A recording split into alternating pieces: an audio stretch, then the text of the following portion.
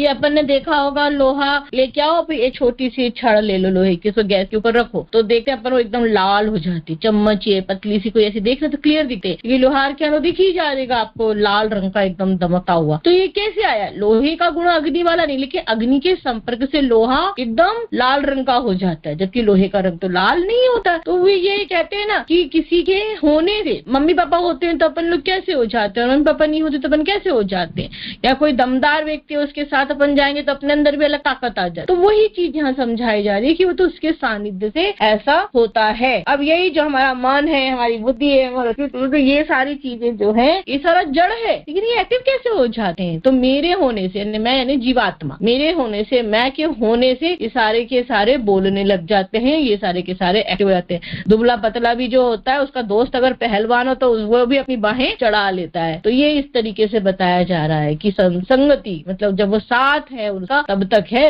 तब आ जाता है, ये समझा। कुल मिला के आज जो हमने पढ़ा ना वो 94 में ये बोला गया कि कैसे परिणामी कैसे हो सकता है, बद्ध भी नहीं है और वो वैसा है, तो कैसे ये परिणामी कैसे हो सकता है? ईश्वर परिणामी नहीं मान सकते। तो उसको फिर उसके बाद ये चालू किया गया उपनिषदों के प्रमाण से। यहाँ पे क्या बताया गया 94 में कि उभय थापि थ अपि, यानी उभय थपि, दोनों अवस्थाओं में ईश्वर जो है वो चेतन ही है। तो चेतन से अचेतन कैसे निकल सकता है? जगत जो है वो कैसे निकल सकता है? यानी वो उपादान कारण नहीं हो सकता, ये सिद्ध किया उन्होंने। यानी मुझ चेतन से जड़ चीज नहीं पैदा हो सकती, क्योंकि अगर जड़ पैदा हुई तो परिणामी यानी कुल मिलाकर के उल्टा रिजल्ट आ रहा है, ये ऐसा नहीं हो, ये सिद्ध। अब बाकी के जो हमने सूत्र पढ़े 95 से 99 का फेर हो रहा है, 95, 96, 97, 98 और 99, ये 5 सूत्र। ये 5 सूत्रों में क्या किया? इसमें शब्द प्रमाण से ईश्वर को सिद्ध किया है। शब्द प्रमाण यानी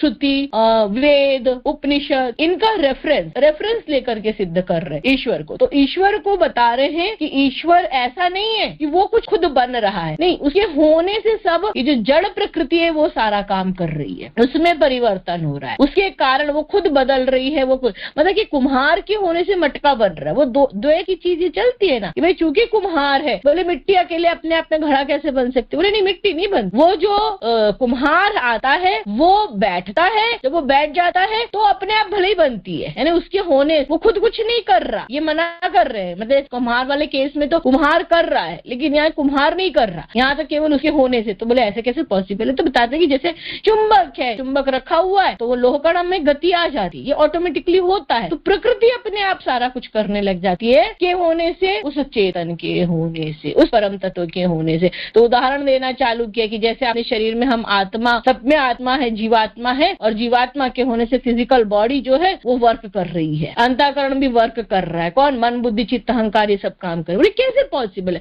तो बताने का एग्जाम्पल दे दे कि लोहे को देखो, लोहा क्या है, संपर्क में आता है ना अग्नि के, देखो कैसा हो जाता है। तो ये T5 क्या बता देता है कि देखो वो उसके अकेले होने से वो बैठा हुआ है, अध्यक्ष होता है कि नहीं कार्यक्रम का, सूर्य के उगने मात्र से ही सारी गतियां चालू हो जाती, ये सारी चीजें कि उसके होने मात्र। पहले मैं समझा दिया, फिर आगे वाले में समझा दिया कि जैसे लोहा वाला ये चुंबक वाला एग्जाम्पल कि चुंबक के होने से देखो सारी गतियां चालू, मणि के होने से ये बोलने लग गए कि ऐसा ऐसा होने लग गया। फिर उसके आगे वाले सूत्र में भी फिर यही ऐसे बता दिया, एग्जाम्पल दे दिया कि आपकी बॉडी में जैसे जीवात्मा है वैसे जगत की आत्मा परमात्मा, ऐसे कर दिया, ये एग्जाम्पल दे दिया उन्होंने। तो एग्जाम्पल्स अलग अलग दिए, ठीक। इसमें और इसमें मेन क्या बोला कि उपासना के लिए ये बोले सच्चिदानंद, ऐसा नहीं, ये उपासना के लिए है, सच्चिदानंद आनंद नहीं है, ये तो उनके ऐसे बोलने के लिए ये समझा दिया गया था स्टार्ट। इसके बाद वाले 98 और 99 में क्या समझा दिया गया कि ज्ञाता है, बोधत्व है उसके अंदर, है ना, वो समझा दिया गया कि ऐसा है। और बोधत्व का रीजन भी बता दिया एग्जाम्पल के माध्यम से, लोहे वाला एग्जाम्पल दे दिया गया। और ऊपर वाले में मतलब 98 वाले में जो है उपनिषदों का रेफरेंस दे दिया। तो हमने 95 से 99 तक पढ़ा, जिसमें ईश्वर के होने का जो प्रमाण